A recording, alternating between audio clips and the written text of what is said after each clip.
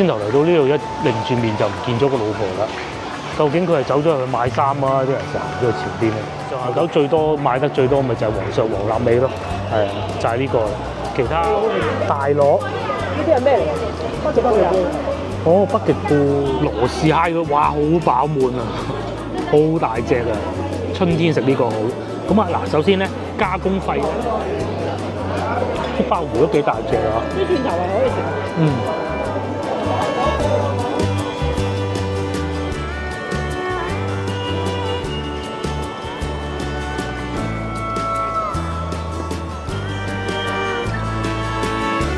大家好，又嚟到假期嘅第二日啦！今日應該星期六嚟嘅，咁啊，我哋今日咧就帶大家去上下九啊。話說事情係咁嘅，星期五即係放假前嗰一晚咧，我哋咪去北京路嘅。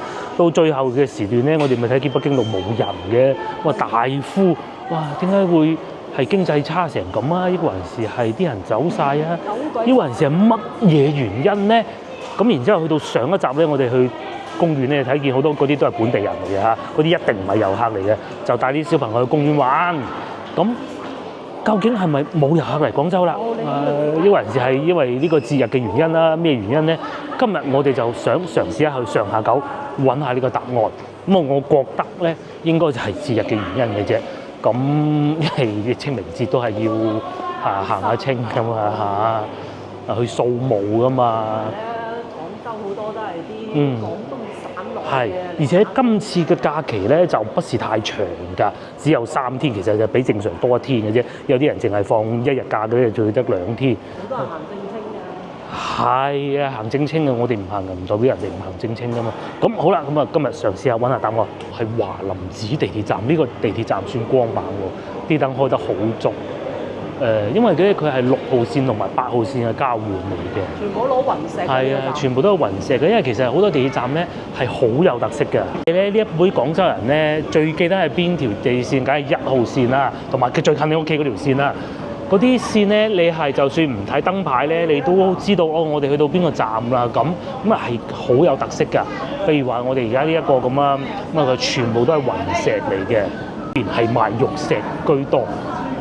珠寶玉石啊，全部都係珠寶玉石嘅，我哋係唔識嘅啊，所以好少睇嘅。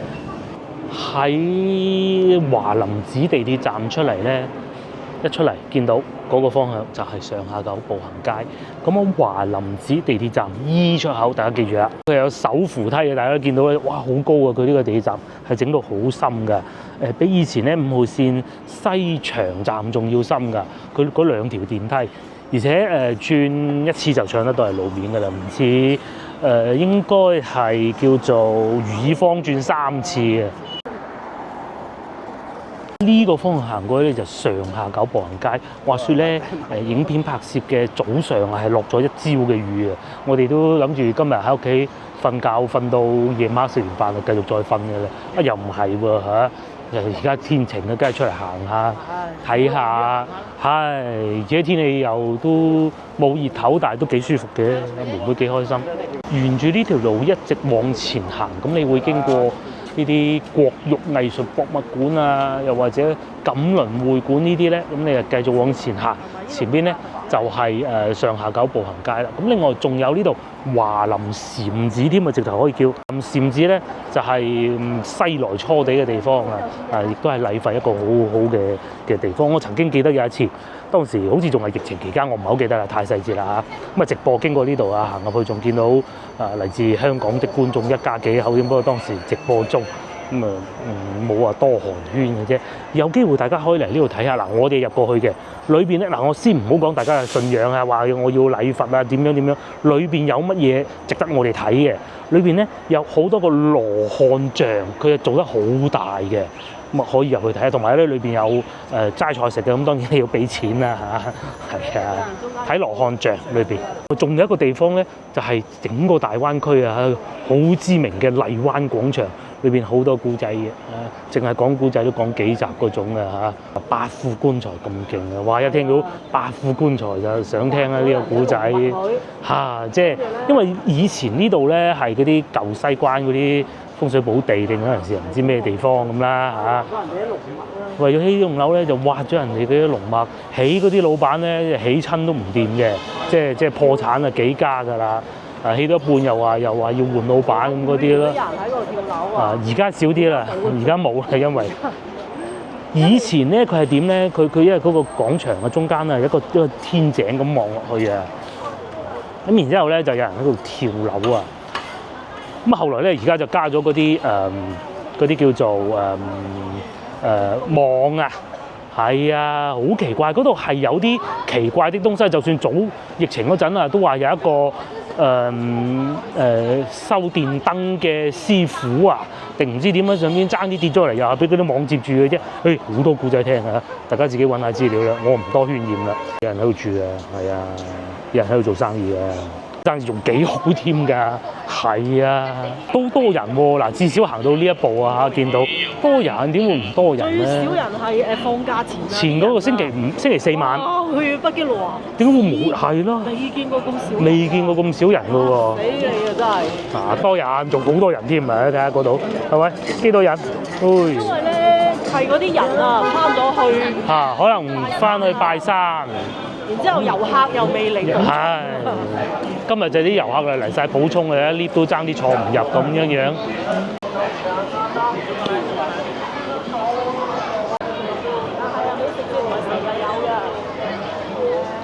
我哋都唔知係幾時，有你咪去睇下咯。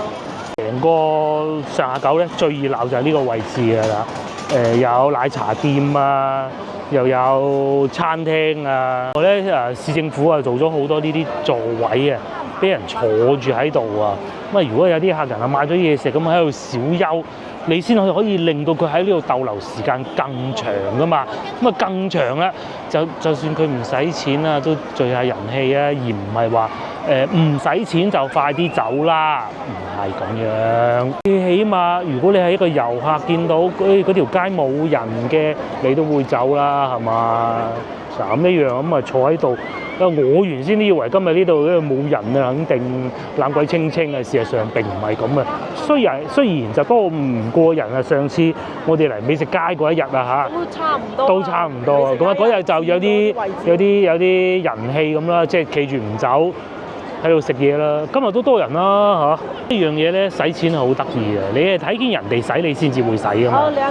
你哎呀嗰個人飲嗰杯冰水好似好飲咁喎，妹妹一扭計阿爸咪要買咯係嘛？個個行過睇見都冇人飲嘅就唔買㗎啦係嘛？嗱，好似點解嗰啲蜜雪冰城咁好賣啫？個個排下隊咁咪又買一杯啦係嘛？咁當然咧仲有平。咁買完啦，喺度坐下睇下。又一日啦，係啊，整好多，俾人坐下。即係你唔一定話消費啊嘛，下係，冇錯。買杯奶茶係啊，就唔係話你先至可以令到佢留喺呢一個商圈度啊嘛，而唔係冇嘢行嗰度走先啊，坐地鐵快啲揾地鐵站，就唔係咁嘅嚇。咁行下又睇下買嘢都係咁噶啦。同個小朋友出嚟行啦，你係唔知道有咩做噶嘛？係咪？佢嚟到啦，開心啊！使得咁咪買咯，啲錢就咁樣喺個客人嘅口袋裏邊挖出嚟，而唔係話冇位坐快走嘅喎，都真係啊！不過呢一邊就冇凳坐，就人少啲，算唔算？都唔算。呢度係準備開啲商場，先唔好講佢高唔高端先，最起碼有老細肯開啊！沙爹牛腩哦，仲有健身室添。係啊，奶茶店、沙爹牛腩咁嘅喎，福珠寶嘅喎，咁當然啦，你話嗰啲賣衫嗰啲，你好似天環廣場咁靚，是不可能的。天環廣場啊賣嗰啲國際名牌，呢度就國內名牌咯嚇。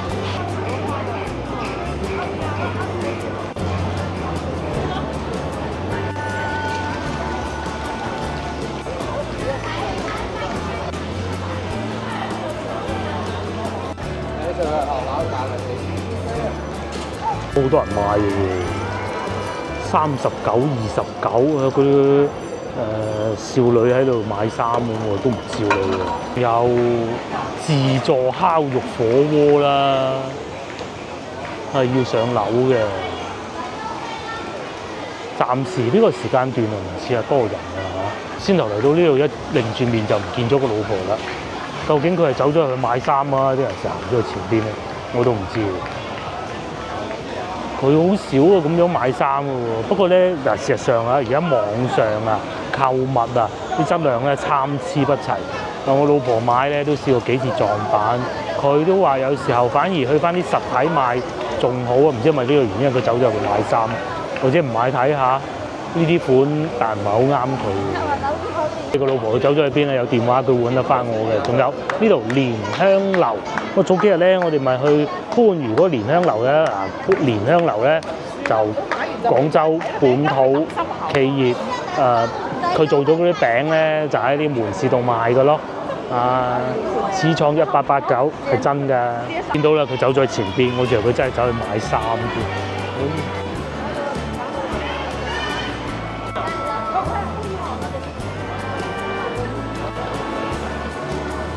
熱鬧，因為啲人嚟買衫嘅，諗唔到咁多人買嗰啲衫啊！係啊，我唔知幾耐未見過攞住一袋二袋。係啊，越嚟越多人咁樣一袋二袋攞住，因為正如我先頭所講咧，真係網上買衫嗰啲越嚟越唔掂，越嚟越信唔過。你還不如實體睇下好貴。係啊，買唔啱喎。係啊，網上話經常圖片不對實物嘅。係啊，寄到嚟啊，點解會咁嘅咧嚇？但係起碼你實體起碼嚟到現場見得到啊！有時你譬如好似呢啲咁嘅仲啲。嗯。以前2000年嗰時，我哋咧最多就係連我都係嘅，何況你？都係。係啊，我諗答案都呼之欲出啊！嗰日北京路冇乜人，估計都係因為咁啱食飯時間，又或者啲人未嚟到嘅啫。係啊。喺廣州嘅大部分都係喺周邊啊，咩粵西啊、粵東嗰啲嚟廣州打工㗎嘛，咁人哋好多行正清㗎嘛，咁肯定翻去㗎啦，而且基本上一放假翻去㗎啦，咁外省嘅遊客又未嚟到，咁你就補充唔到㗎啦。即係又好翻咁啊，所以啊遊客特別多啊，耳唇又有啦，好多鋪頭咧都係減價促銷嘅。係啊，咪呢間好出名嘅，你知唔知啊？我哋唔中意食就係人哋外省人好中意食呢啲。佢睇見蝦滑兩眼放光。我曾經有一次朝頭早經過嘅時候咧，見到幾位嚟自外省嘅遊客咧，佢話終於揾到呢間鋪啦，阿媽喺呢度啊！我哋快啲去食蝦滑啦，就係咁噶啦。因為我哋唔識欣賞嘅嚇，蝦滑95% 酸辣粉喎。我哋嚟上下九最多買得最多咪就係皇上黃臘味咯，係啊，就係呢個，其他都冇乜嘅。呢個年代啊，係啊，經濟下行都唔係淨係中國嘅事啊，其實全個地球都係咁啊。大家都係慳住嚟使，因為物價又高，內地就會好啲，因為有國家調控。我知道外國嗰啲物價好高嘅，睇新聞都知啦，唔使我講啦，係咪？咁喺呢個情況下，梗係慳住嚟使㗎啦。不明朗因素，如果明朗因素嗰啲錢好容易揾嘅，梗係唔會買呢啲平嘢啦，係嘛？又係嗰啲村豬仔嗰啲啊！北京路唔做啊，嚟咗呢度做啊！俾佢做啊！係啊，嚟咗呢度做啊！遊客喎，係咪遊客啊？似係咯，旅遊巴經過係嘛？似係咯。呢度啊，90成啦，係除咗有幾個本地會嚟啊？係有幾多個本地人咧？少，好少。仲有一個事情就係面前咧，就廣州酒家，亦都有觀眾問過，究竟廣州酒家去唔去一個咁啊？同大家講翻聲啊嚇，佢係裝修中，仲需要至少1年㗎啦。我諗你可以去入邊嗰間香群啊。哦，香群。往前行少少，仲有間香群飯店。好細間，好容易錯過。冇錯，車都嚟咯喎嚇。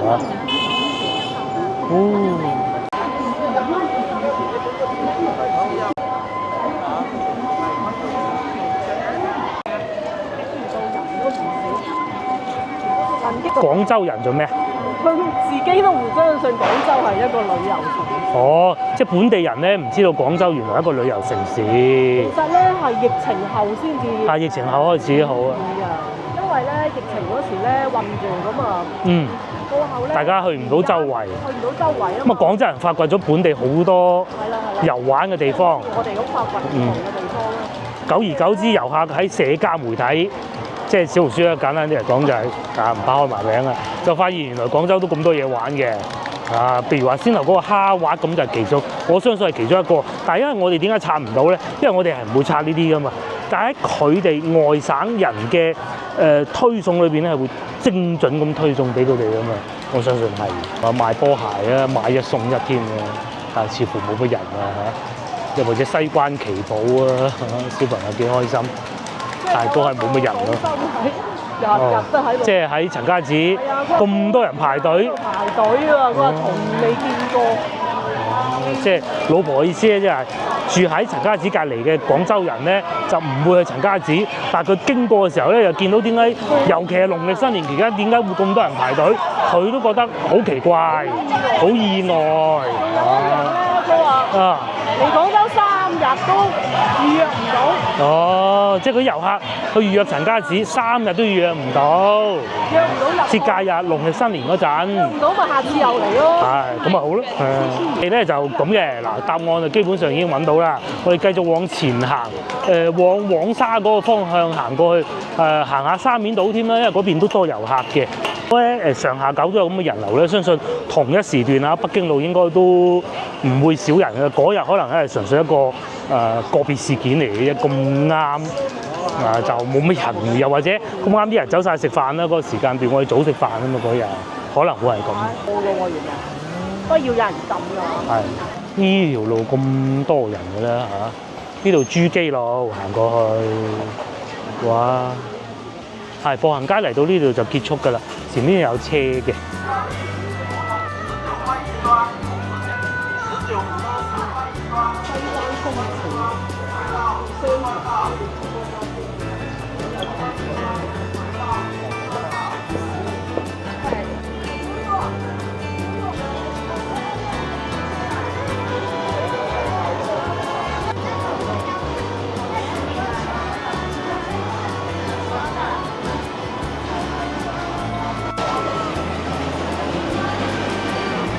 啲小食好多人排隊啊，南信唔算多人㗎啦，即係雖然要排隊，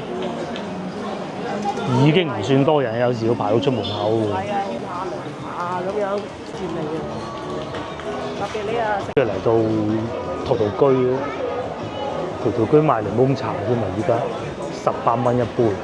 究竟多唔多人咧？嗱，而家時間咧其實已經係5點3個字㗎啦究竟陶陶居多唔多人咧？因為咧呢個時間應該就要開始晚市㗎啦，睇上去唔算勁多，因為如果勁多嘅話咧，就要坐晒喺門口等嘅自助排隊取號仲可以有一個。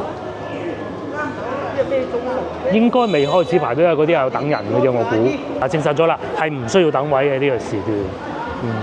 有啲畫睇啊，好有趣。乜嘢啊？發小紅書。哦，發小紅書。醒目。同領展廣場一齊做啊嗱，呢啲咧咪當地政府一齊搞嘅活動咯。其實遊客就好中意睇見呢啲嘅，我哋食慣傳統嗰啲，就睇見呢啲好似唔係好中意咁。唔係啊！但係有創意，你引到啲遊客嚟，一定係啱嘅。其實粵菜要創新嘅。係啊。唔可以太死。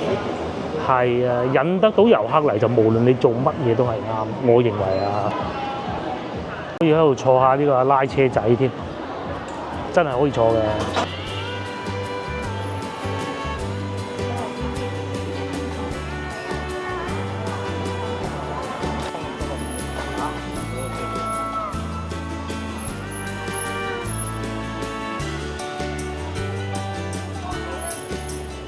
即係疫情咧，就呢條街喺上下九就最火爆嘅，買製氧機。哇！超爆晒冇。但凡中過招，佢都知道其實嗰個咳嗰陣好鬼辛苦喎。所以咧要製氧機，而家就1000零蚊。缺氧啊嘛。咁啊，而家就平翻啦。嗰陣萬聲，唔知啊。買到都算好嘅。都有好多呢啲舊屋睇下嘅噃，藥房啦，呢個係藥房嚟嘅。隔離咧就賣藥嘅大公司，廣藥集團，咁再往前行咧，就可以去得到黃沙行路過去沙面嘅啦。咁啊，飯堂仔轉咗個即係灣嗰度，哦3蚊雞一餐， 3蚊雞一餐，送水果，送水果，好日子。係啦，啊，以前你就喺度翻工一段仔時間啊，翻咗3年啦嗰段。三年咯。我有一次送鎖匙過嚟咯，我記得就喺呢個位置，好似係。不過咧，大企業都係有大企業嘅好同埋唔好啦，只能咁講嚇，亦都冇辦法㗎嚇。即係辦公室政治一定有㗎啦嚇，大公司就係咁㗎啦。假如啊，我講譬如我同老婆2個人做間公司，點會有勾心鬥角嘅啫？係咪先？你笑死人咩？係嘛？或者人越少越少呢啲事情，一定係咁㗎啦嚇，一定係咁㗎啦。大公司個大公司有大公司嘅好處好。即係冇咁容易福利比較齊全咯，福利啊、工資啊嗰啲會高啲咯，係穩定啲啦，相對。因為佢係港資嚟㗎，係香港嘅企業嚟嘅，係啊，中港合資嘅。咁啊有啲事情處理起身又會有內地同內地嘅企業有唔同啦嚇。到呢度咧見到咁塞車就知道領展啊，其實真係好近喺黃沙過嚟，唔係喺上下九過嚟。呢度咧屬於黃沙地鐵站大同路，繼續往前行就係623路。咁啊呢啲地方咧千祈唔好開車，我試過啦。甚至乎連環市路啊，好多路唔塞車，呢度都會塞車㗎嚇。譬如話咧，如果我哋喺芳村翻嚟咧，就喺面前呢度兜過嚟，哇痛苦到啊！嗰啲人咧又攝得犀利喎，中意咧啲咁多位就攝㗎啦。路咁又有多人逆行啦，又有行人啦，又有送貨車啦，好刺激嘅。哇，轉咗過去又塞車。荔灣區你唔好鬼開車。係啊，千祈唔好搞啊！荔灣區咧只有一條路唔塞嘅咧，就係康王路。康王路燈多啲，但係都冇咁塞嘅，就係轉出去東風路嗰段塞啲咧。荔灣區除咗呢度，咪除咗康王路，度度都塞㗎啦。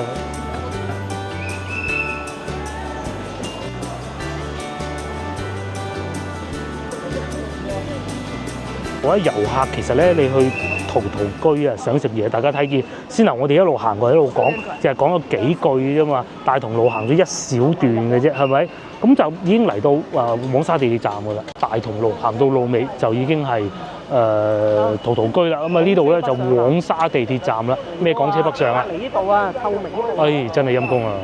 有排揾停車位啦。車位你都煩啊。哦，澳門咧應該係嘛？無論係澳門好香港好咧，而家咧內地有啲人咧真係好搞笑。我哋成日睇小紅書，咁咧點樣分辨究竟佢係真港車假港車？因為咧喺淘寶咧可以買到啲假牌嘅香港假牌，咁喺內地又唔罰嘅喎。咁啊有一個好認嘅辦法，你嚟到好遠都認得到嘅，就係睇佢塊玻璃。咁啊香港同澳門咧塊玻璃唔可以好似係內地咁深色㗎嚇。係真係你會睇晒裏邊坐得到幾多人，同埋嗰啲人做咩咁滯嘅，尤其係香港。咁一睇就知啊，嗰啲後生一睇就知，因為點解嗰啲人要整啲咁嘅假牌上去咧？就認叻啊，係啊，衝闊佬啊，覺得自己好勁啊！港車其實全部都係上淘寶買一嚿水買咁啊嚇，但係咧一去到睇嗰個玻璃窗咧，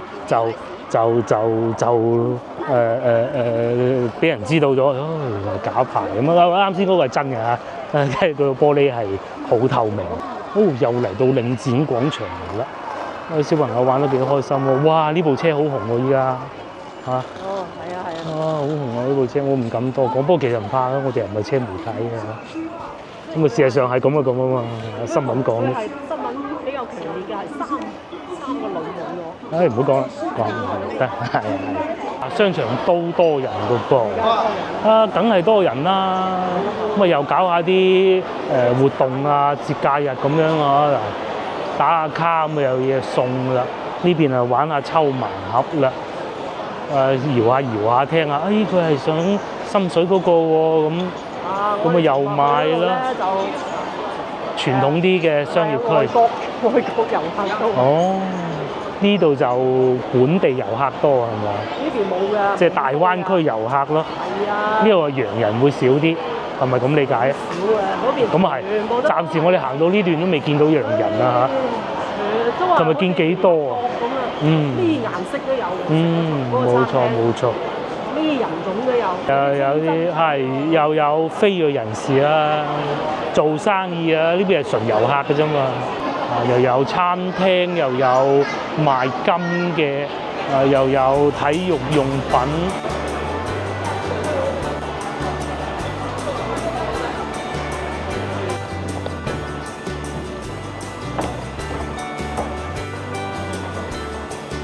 好生意喎，仲話經濟差，呢間嘢唔平㗎喎，下午茶都要59蚊㗎喎，咁多人坐住㗎喎，嗬？又或者呢間嘢都唔平，都咁多人坐住㗎喎，同埋咧真飲嘢㗎喎，嚇！嗱，開喺依度，我哋嗰度要執啊頂。係啊，我哋屋企樓下以前有間哈根達斯，跟住執咗 LV 又咯。執鬼埋。今日先提，尋日先知，唉，所以你話真係經濟啊！講緊咩咧？琴日我哋翻到去白雲賓館，以前咧有 LV 嘅。係啊，都執鬼埋啊！咁跟住咧就冇咗啦，跟住仲要咁喎，好好笑嘅，行到一半嗰度以前 LV 嗰度換咗賣車，我仲懶叻對佢老婆講嗱賓利嚟㗎，LV 換賓利更威咧，一睇唔係4個字中文字嚟嘅，嗰個標誌扮賓利，哇好笑到啊！咩名啊？我一來唔想講，亦都唔記得啦，好好笑啊！即係講明咧，即係嗰啲奢侈品咧，奢侈品真係唔係好得啊！唔係好掂啊！你呢度都冇啦，咩 LV 嗰啲咯。係啊，去天河咯，天河咯，天河咯。咁啊，包括呢啲都係平時啊食50-60蚊冇所謂，可以使，仲使得好開心添。買2萬蚊買個手袋5000蚊不必。有兒咯。甚至乎睇見嗰啲名錶啊都係啦。有，仲有嗰個Omega 咯。Omega 仲有一個嘅。江詩丹頓。唔係，仲有喺度。邊個啊？仲貴得過江詩丹頓？咪江詩丹頓咯。綠水鬼嗰隻。嗰個唔夠江詩丹頓貴，江詩丹頓仲喺度啊！同埋咧，而家嗰啲年輕人咧，寧願買呢啲啊，都唔買嗰啲豪錶啊！係啊，啲豪錶跌晒價。係啊。你哋啊，唔係，因為咧，你手袋咧都仲貴，佢有價值，佢可以幫你裝嘢，係咪？但係錶咧，其實就呢啲功能仲多咁樣。我哋過沙面行下咧，而家咧發現開始有少少肚餓啦，咁啊沙面島我哋唔行啦，直接坐船過芳村嚟到上下九遊玩咧，其實你可以連埋芳村一齊遊玩嘅。咁啊，你啊坐船啊有情調，緬懷一下也不妨。但係如果你係嫌時間唔夠，其實坐地鐵過去就快好多㗎。地鐵梗係快。地鐵快好多嘅。冇錯冇錯，我哋就喺呢度下邊就係去沙面島㗎啦，就唔去轉左就轉右去坐船，都好多嘢遊玩嘅，譬如話正前方呢個白天鵝啦，影相咯去，係啊，沙面咁旺嘅喎，啲人嚟影相啊，仲喺度抉擇緊啊，究竟係坐船過芳村，因為嗰邊咧行得路比較多，但係咧就可以用好平嘅價錢可以睇到珠江遊咯。咁另外咧，仲有一個方案咧，就係去食海鮮。食完海鮮咧，就可以再翻嚟沙面島行。咁但係如果係過咗芳村咧，就基本上就唔會再翻嚟嘅。梗係塞車啦，黃沙唔塞車。呢啲可能落去落邊啊。呢個過去隧道過芳村啊？哦，因為松桂路。係。應該唔係松桂路隧道啊。大塞車啊！呢條線。沙面島裏邊都塞車啊嚇。度咧，如果大家要食海鮮，你記住呢個出口黃沙地鐵站，呢個應該係 F 出口啊嚇。行過去就唔使行天橋嘅。呢個位置都咁多人嘅。係啊，全部都係人啊。裏邊就係影相嘅喎，唔通個個都係白天鵝食嗱 F 出口呢度就可以喺呢度出嚟去黃沙海鮮市場嘅。你想海鮮市場？冇所謂嘅。咁海鮮市場咧，多方考慮都係懶鬼得閒，就嚟黃沙海鮮市場食啊！因為點解咧？我哋睇過啦，哇！喺碼頭咧行個悅城路咧要半個鐘頭，個人懶就係咁噶啦啊！就係都係算啦。路咧修路啊，嗱真係經過多方考慮都係算啦。大家如果係好想過去芳村食煲仔飯，嗰個煲仔飯係好好食㗎，我必須強調。坐地鐵去嚇，坐地鐵去買啲海鮮少少地上去炒個麵咁樣食個晚飯咁係啦嚇。而家有啲咩食好咧？究竟嚟到節假日啊，會唔會又各方面都升價咧，啲人士係生意難做，唔蝕都算啦啊！最緊要有客到咧，咁啊，今日睇下揾唔揾到答案嚇。雖然人都多，但係唔似話因為節假就特別多嚇，感覺係咁嘅。都5點半該要食飯嘅都要嚟㗎啦。你會喺呢幾檔買㗎咯，譬如話面前呢一檔啦，又或者斜對面呢一檔啦。咁佢哋嗱有刺身啦，前面有蝦蟹啊嗰啲咯，都多人喎呢一檔刺身。有沙蟲啦，我哋睇下有冇羅氏蝦啱食。呢個時候羅氏蝦靚嘅，哇！好大隻瀨尿蝦，好大。羅氏蝦幾錢啊？要死啊！生猛嘅，好大隻喎。揼啲水啊！70斤2嘅瀨尿蝦，唔係羅氏蝦更正嚇。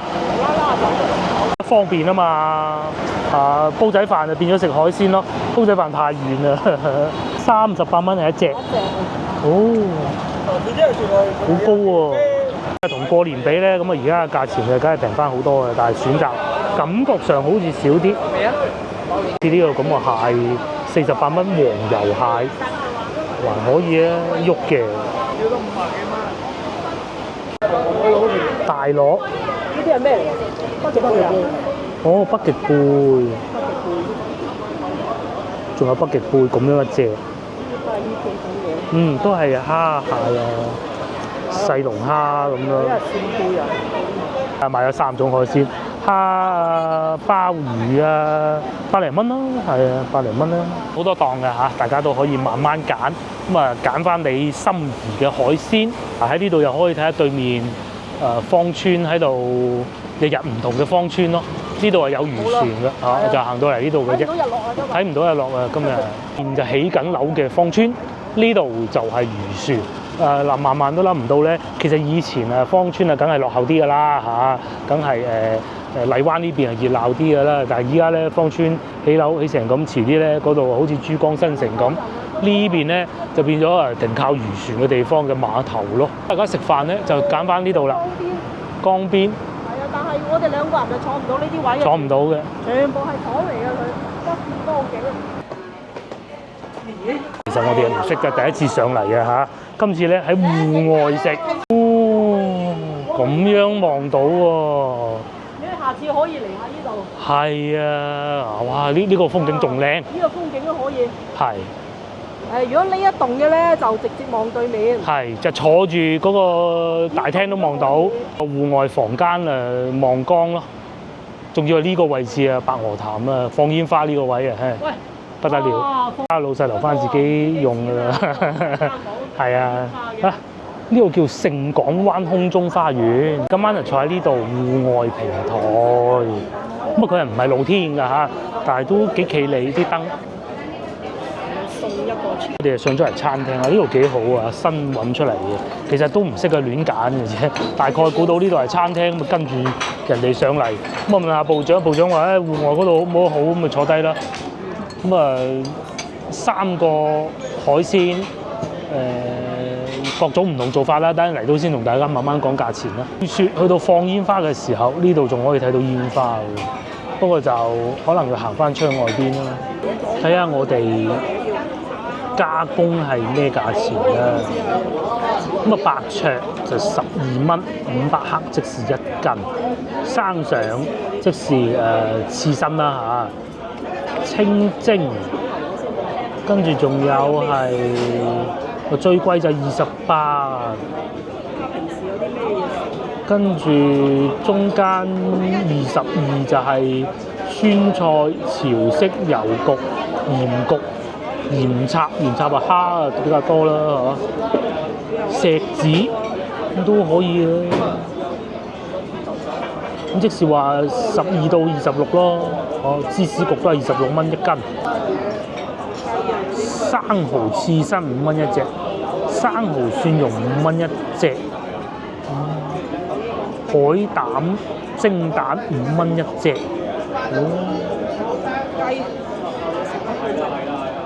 咁自帶酒水都係可以嘅嚇。總之誒俾錢就得㗎啦。你咧就要咗個主食就係炒牛河，我而家餓到非常，我食少少先啦。我突然間唔知點解中午冇乜點食嘢，加工費2蚊，食個炒牛河先。咁啊椒鹽啊咩嘢20蚊。同埋佢有少少豆瓣醬嘅，少少豆瓣醬。同埋晏咗都會冇位喎，而家6:18。哦，羅氏蝦嘅，哇，好飽滿啊，好大隻啊！春天食呢個好。咁啊嗱，首先咧加工費咧就係講緊收佢呢個1斤3啊嚇。係啊，應該係12蚊乘1.3咁樣計咯。咁然之後買蝦咧係使咗70蚊嘅，佢係55蚊1斤。你等一等先啊，熱啊，好似龍蝦咁大啊！我食個炒牛河先。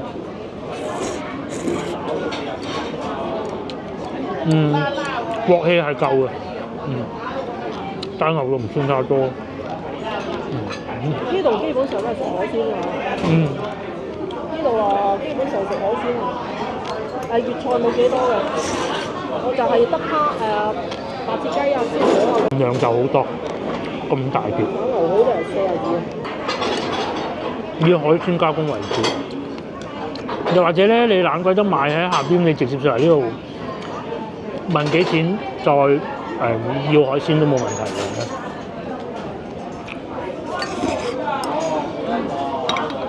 你喺現場見到啊，好多都係本地人嚟嘅，聽到佢哋講嘢粵語㗎嘛，都係本地人嚟。遊客反而未必嚟呢間幾好，真係意料之外發掘嘅。啲粉咧就唔係最靚嗰種手工粉嚟嘅，但係咧炒得都可以芽菜又唔算話卜卜脆嗰種啦，都夠氣，同埋唔算太多油嘅。試下蝦咯喎，由隻中蝦開始啦。呢隻已經係算中蝦嚟㗎啦，睇下個 size 幾巨，55蚊。咁跟住咧一拎起咧，佢一稱咧又斤3個咯喎，咁多水，倒翻啲水出嚟啦，咁啊計收錢就收斤2，個稱出嚟就斤3咁嘅。巨型羅氏蝦，呢個季節咧食河鮮好。原先我哋諗住去三水嘅，不過怕落雨咁啊，只能作罷啦。因為啲天氣唔穩定都係比較麻煩。所以咧就都係留喺廣州食啦。都大隻嘅嚇，呢隻已經唔係最大隻㗎啦嚇，有醬汁嘅。新鮮，非常新鮮。其實新唔新鮮一搣嗰陣已經知嘅。好新鮮，彈牙。呢啲咧有肉啊！哇！呢個幾大條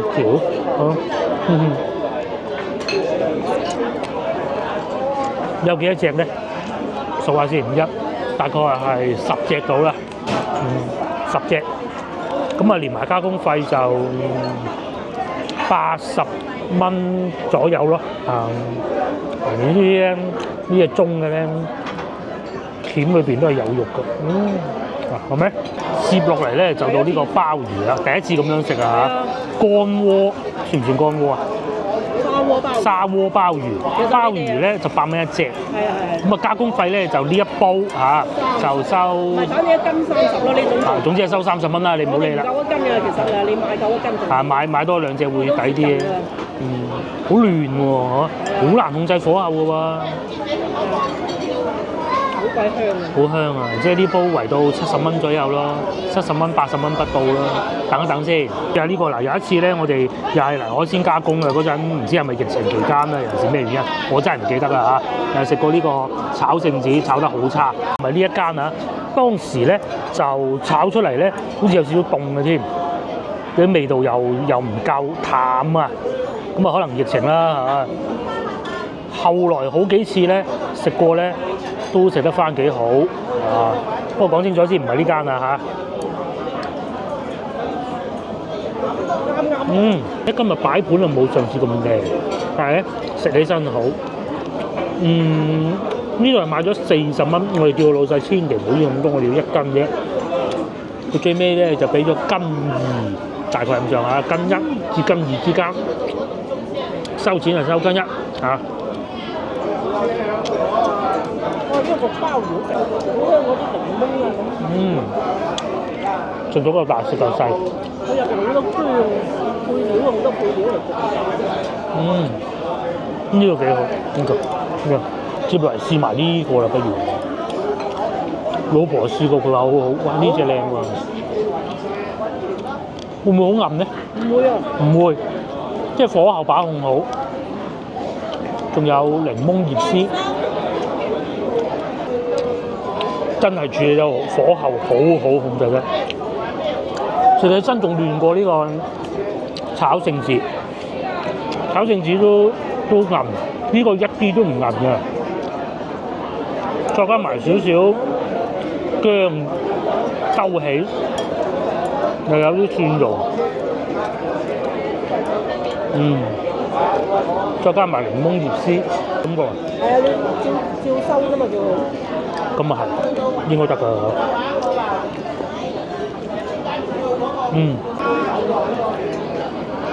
啲鮑魚都幾大隻啊！啲蒜頭係可以食。一台海鮮計埋嗰個大概係250蚊到啦，我估嚇200至250蚊到啦。咁啊3款，亦都唔係話特登揀啲最平嘅，亦都唔係特登揀啲最貴嘅，家常菜咁嘅形式嘅。咁啊作為遊客咧就唔需要擔心話哇會唔會上到去受騙啊咁嗰啲，咁你唔買咁貴嘅又唔會受騙啊。馬標價。係啊，而且人哋做咗好多年㗎。其實佢呃你就係個膠袋同嗰啲海水。嗱，唔好講呃，其實咧佢要賺你啫，賺嗰個膠袋。係啊。咁但係個膠袋咧，當都係咁嘅。你鮑魚有冇膠袋？鮑魚就唔使膠袋。而且個鮑魚係最有意外驚喜喎。係。試下呢個。啲汁都好，唔會好鹹，少少辣味，啱啱好。都生猛嘅，先頭見到個老細喺度攞出嚟俾我哋睇嘅啫。我認為咧，大家如果唔係成日翻嚟廣州嘅咧，尤其如果你喺海外啊，除非你住嗰個地方係成日有海鮮食嘅，如果唔係咧，翻嚟感受一下，貴也唔貴得去邊，係咪？你起碼嚟過睇見，哦，原來嗰啲餐廳係咁樣嘅食海鮮，廣州。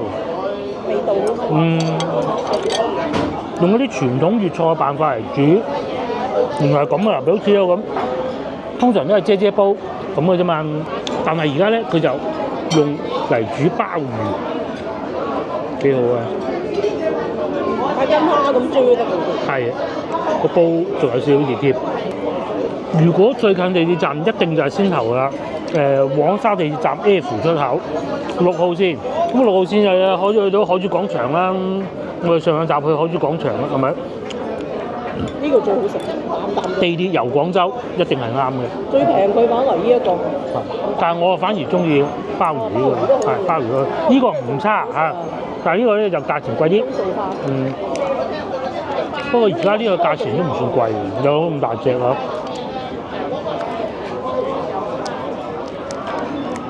都新鮮嘅，嗱搣起身，因為我食蝦就好奄尖嘅，都俾唔到我揾到啲咩痛腳出嚟，幾新鮮，係咪？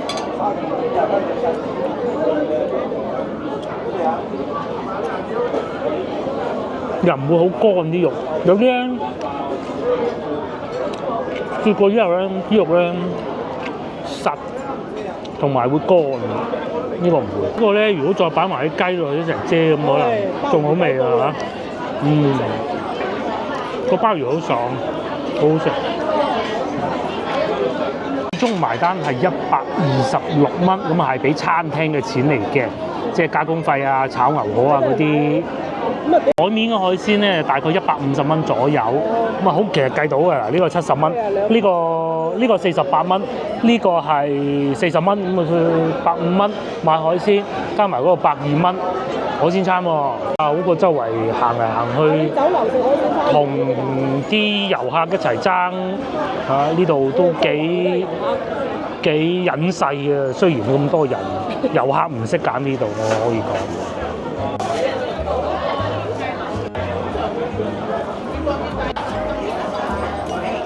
呢度仲係稱海鮮嘅，同埋劏嗰啲海鮮嘅。呢度就戶外平台咯，同埋落樓嗰度咯。哇！呢個景色不錯，對面係芳村塞車，嗰邊就海珠區。嗰個係咪隧道口嚟啊？梗係啦，應該係啦，我唔知。應該係隧道口啊。嗰度就嗰個藝術中心咯。夜晚黑着燈嘅喎，至於下邊就係海鮮市場，後仲有呢個佢嘅營業時間咧係中午11點到凌晨2點嘅。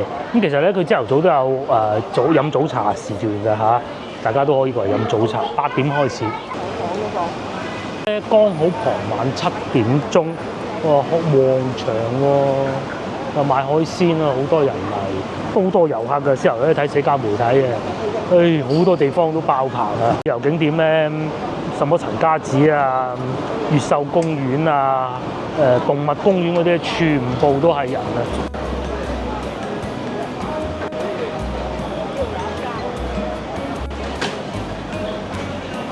坐下諗唔到食咩喎，買下海鮮啦，平有平食，貴有貴食嘅啫嘛。接落嚟咁嘅，我哋咧就打算去沙面島，因為啱食飽，你冇人一坐地鐵走啊，行下沙面島，咁然之後咧就去文化公園坐地鐵。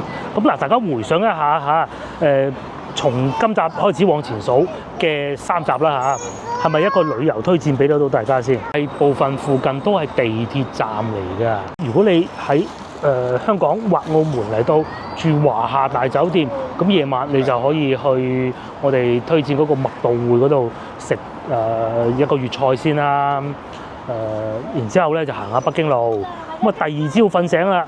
咁啊因為我哋咧淨係半日嘅啫嘛。咁啊你第二朝瞓醒，你可以好似我哋琴日咁樣去新疆菜餐廳啦，又或者你去動物園行下啦，動物公園啦，因為都係地鐵5號線嚟嘅啫。行完動物公園啦，到傍晚你又可以去食新疆菜啦，係咪？咁啊食完新疆菜，因為琴晚我哋夜啊落雨啊，所以就冇再一期去建設大馬路中環廣場嗰度咧行下商場啊，咁啊再翻去酒店咯嚇。然之後到今朝瞓醒啦，你又可以去下陳家祠行下啦。如果你 book 到預約到嘅話，行完之後呢度係1號線嚟嘅，你搭地鐵過嚟。食個海鮮，咁啊食完海鮮，好似我哋先頭咁樣，行完上下九過嚟食海鮮又得，食完海鮮過嚟行上下九又得，跟住食完海鮮行沙面島都得，隨便你揀嘅啫，好方便啊！繞住市中心幾個地鐵站，一定可以揾到你想去嘅地方。至於依家我哋就去沙面島行一行。呢度我哋發現沙面島好黑喎，俾一個推薦大家唔好夜晚黑嚟，盡量朝頭早嚟，因為點解呢？你要睇嗰啲建築物咧，夜晚黑其實睇唔到嘅，朝頭早先睇到嘅。夜晚黑咧就行翻商場，朝頭早咧就行沙面島。記住，你而家咧坐地鐵走啦嚇，咁啊好方便嘅啫，就喺呢度對面行天橋過去，黃沙地鐵站咁啊到。